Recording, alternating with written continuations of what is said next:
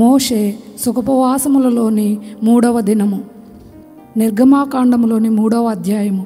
మోషే మిద్యాను ఆ యాజకుడైన ఇత్రో అను తన మామ మందను మేపుచు ఆ మందను అరణ్యము అవతలకు తోలుకొని దేవుని పర్వతమైన హోరేబుకు వచ్చెను. ఒక పొద నడిమిని అగ్నిజ్వాలలో యెహోవా దూత అతనికి ప్రత్యక్షమాయెను. అతడు చూచినప్పుడు అగ్ని అతనికి ప్రత్యక్షమాయెను. అతడు చూచినప్పుడు అగ్ని వలన ఆ పొద మండుచుండెను, కానీ పొద కాలిపోలేదు. అప్పుడు మోషే ఆ పొద ఏల కాలిపోలేదో నేను ఆ తట్టు వెళ్ళి ఈ గొప్ప వింత చూచెదననుకొనెను. దానిని చూచుటకు అతడు ఆ తట్టు వచ్చుట యెహోవా చూచెను. దేవుడు ఆ పొద నడుమ నుండి మోషే మోషే అని అతడిని పిలిచెను. అందుకు అతడు చిత్తము ప్రభువా అనెను. అందుకు ఆయన దగ్గరకు రావద్దు, నీ పాదముల నుండి నీ చెప్పులు విడువుము, నీవు నిలిచియున్న స్థలము పరిశుద్ధ ప్రదేశము అనెను. మరియు ఆయన నేను నీ తండ్రి దేవుడను, అబ్రహాము దేవుడను, ఇస్సాకు దేవుడను, యాకోబు దేవుడను అని చెప్పగా మోషే తన ముఖమును కప్పుకొని దేవుని వైపు చూడవెరచెను. మరియు యెహోవా ఇట్లనెను, నేను ఐగుప్తులోనున్న నా ప్రజల బాధను నిశ్చయముగా చూచితిని. ప్రజలలో తమ్మును కష్టపెట్టు వారిని బట్టి వారు పెట్టిన మొరను వింటిని. వారి దుఃఖములు నాకు తెలిసేయున్నవి.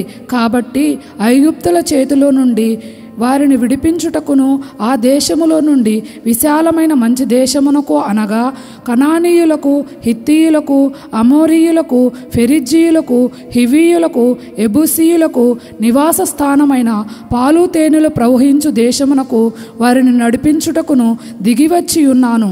ఇశ్రాయేలీయులను మొర నిజముగా నా యొద్దకు చేరినది.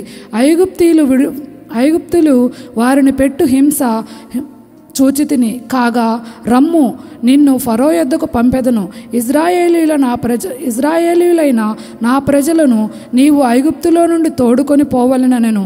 అందుకు మోషే నేను ఫరో యొద్దకు వెళ్ళుటకును ఇశ్రాయేలును ఐగుప్తులో నుండి తోడుకొని పోవుటకును ఎంతటి వాడనని దేవునితో అనగా ఆయన నిశ్చయముగా నేను నీకు తోడయ్యుందును, నేను నిన్ను పంపితిని అనుటకు ఇది నీకు సూచన.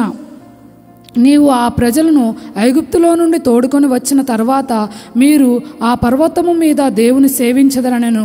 మోషే చిత్తగించుము, నేను ఇశ్రాయేలీయుల వద్దకు వెళ్ళి వారిని చూచి మీ పితరుల దేవుడు మీ యుద్ధకు నన్ను పంపెనని వారితో చెప్పగా వారు ఆయన పేరేమని అడిగిన ఎడల వారితో నేనేమి చెప్పవలనని దేవునిని అడిగెను.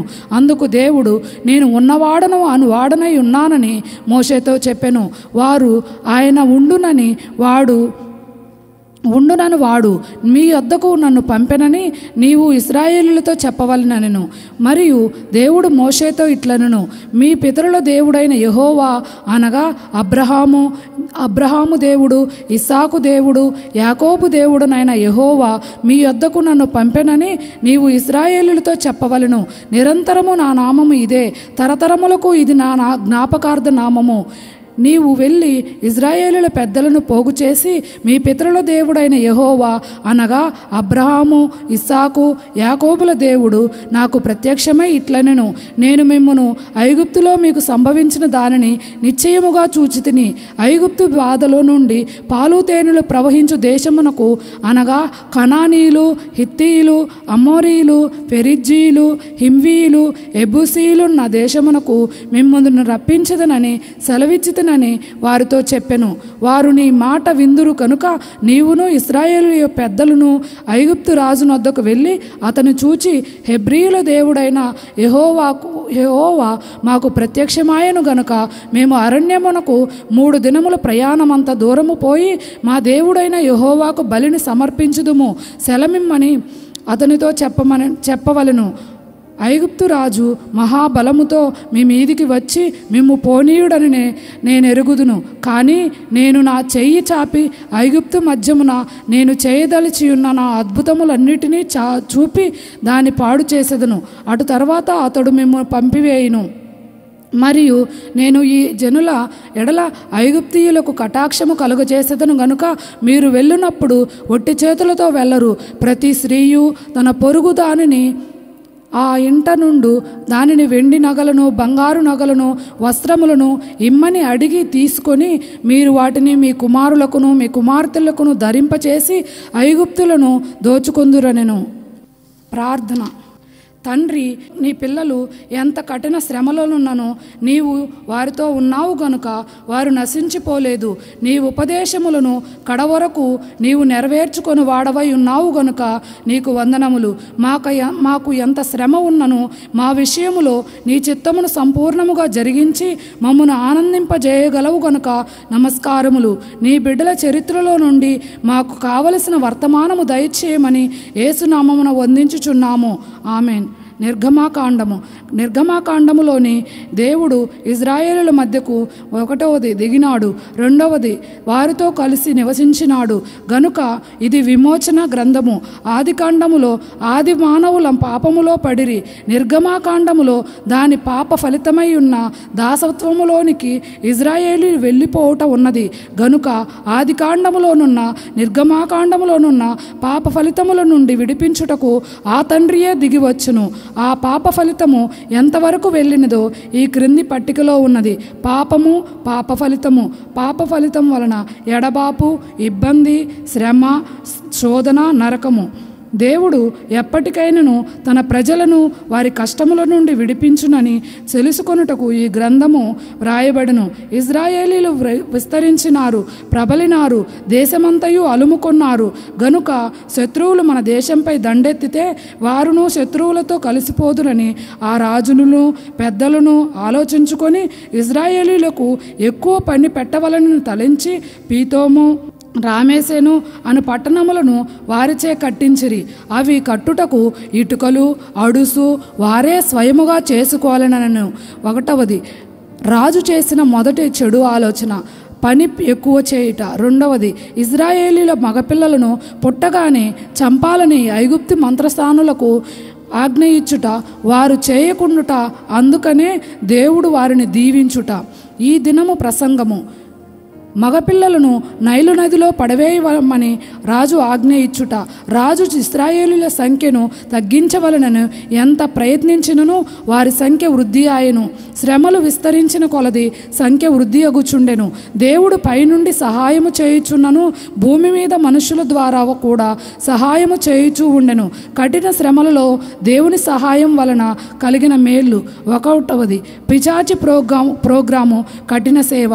అందువలన వారు బలిష్ఠులై సుఖంగా ప్రసవించుటకు అనేది దేవుని ప్రోగ్రాము.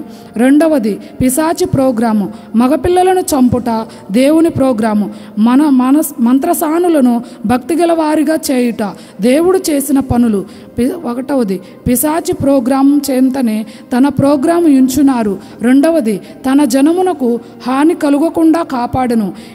3వది అది మాత్రమే కాదు, వారి సంఖ్యను వృద్ధి చేసినారు. ఇది విశ్వాసులకు గొప్ప ఆదరణ. నిర్గమాకాండము యొక్క చాలా భాగము 1వ అధ్యాయములో కనబడుచున్నది. ఉదాహరణకు, ఒక బాటసారిని దొంగలు వెంబడించుట వలన ఎవరో వెనక నుండి గుర్రము మీద వచ్చినట్లు కనిపించుట వలన ధైర్యము కలిగిను. అలాగే భయపడుచున్న హెబ్రీ స్త్రీలకు దేవుడు మంత్రసానులుగా తోడుగా పంపెను. మంత్రసానులు రాజు సొమ్ము తినుచు రాజ్యాజ్ఞకు లోబడలేదు మరియు వారు అబద్ధమాడిరి. ఇందుచే దేవుడు వారిని దీవించలేదు, కానీ దేవునికి భయపడినందున మరియు వారికి అబద్ధం ఆడుట పాపము అని తెలియదు కనుక దేవుడు చూచి చూడనట్టు ఊరుకుండెను. మోషే తల్లి పేరు యొకెబెదు. ఈమె విశ్వాసురాలు. దేవుడు ఆ అబ్బాయి ద్వారా ఏదో పని చేయించునని ఆ అబ్బాయిని 3 నెలలు కాపాడిను. తరువాత నదిలో జమ్ముపెట్టెలో పెట్టి కాపాడినది. హెబ్రీ పత్రిక 11వ అధ్యాయము 23వ వచనంలో ఉన్నది. ఒకటవది తాను కాపాడినది 3 నెలలు కనుకను. 2వది దేవుడు కాపాడునని నదిలో ఉంచుట వలనను. 3వది రాజాజ్ఞకు భయపడలేదు కనుకను. ఈ 3ను కలిసి గొప్ప విశ్వాసము ఆయను. ఈ కథలో ఒక చిన్న పోలిక కలదు. యేసు ప్రభువును కూడా పశువుల తొట్టిలో పరుండబెట్టిరి. లోకరక్షకుడు మోషేని కూడా తొట్టిలో పరుండబెట్టినారు. ఇజ్రాయేలుల రక్షకుడు యేసు ప్రభువు పుట్టినప్పుడు కూడా చిన్నపిల్లలను చంపవలననే ఆజ్ఞయుండెను. మోషే పుట్టినప్పుడు కూడా అదే ఆజ్ఞ అమలులో ఉండెను. యేసు ప్రభు తల్లి విశ్వాసురాలు, మోషే తల్లి కూడా విశ్వాసురాలు. యేసు ప్రభువును చంపజూచినప్పుడు ఆయనను ఐగుప్తునకు తీసుకువెళ్ళిరి. మోషే కూడా ఐగుప్తులో దాచబడెను. మోషే పుట్టినప్పుడు ఇజ్రాయేలీలు కన్నీటితో నిండియుండిరి. అలాగే ప్రభువు పుట్టినప్పుడు జరిగిన వధను బట్టి గొప్ప అంగలార్పు జరిగెను. ఉదాహరణకు కనాను స్త్రీకి ఇంటి యొద్ద ఏ అభిప్రాయం ఉండెను? దేవుడు సాయం చేస్తాడనే అభిప్రాయమే చివరి వరకు ఆమెకుండెను. ఎన్ని ఆటంకములు వచ్చినా సరే ఆమె తన అభిప్రాయము విడవలేదు. ఆమెకు వచ్చిన ఆటంకములు, ఒకటవది నిశ్శబ్ద కాలము, అనగా ప్రభు ఏ జవాబు చెప్పక మౌనముగా ఉన్న సమయము. రెండవది ఇతరుల వలన అడ్డు, అనగా శిష్యుల వలన. మూడవది యూదులకే గాని నీకు కాదు, పూర్వీకులకే కానీ నీకు కాదు అని ప్రభు అనుట. నాలుగవది కుక్కపిల్లలు అనే నిరసన భావము. ఆయనను సహాయము పొందే వరకు ఆమె విశ్వాసము సడలలేదు. దీవెన. ఈలాగు ఎన్ని ఆటంకములు కలిగినను, ఎన్ని అవాంతరములు ఎదురైనను ఆయనకు మాత్రమే భయపడి ఆయన సహాయ ఆశీర్వాదములు పొందు స్థిర విశ్వాసము పెండ్లి కుమారుడు మీకు దయచేయునుగాక. ఆమెన్.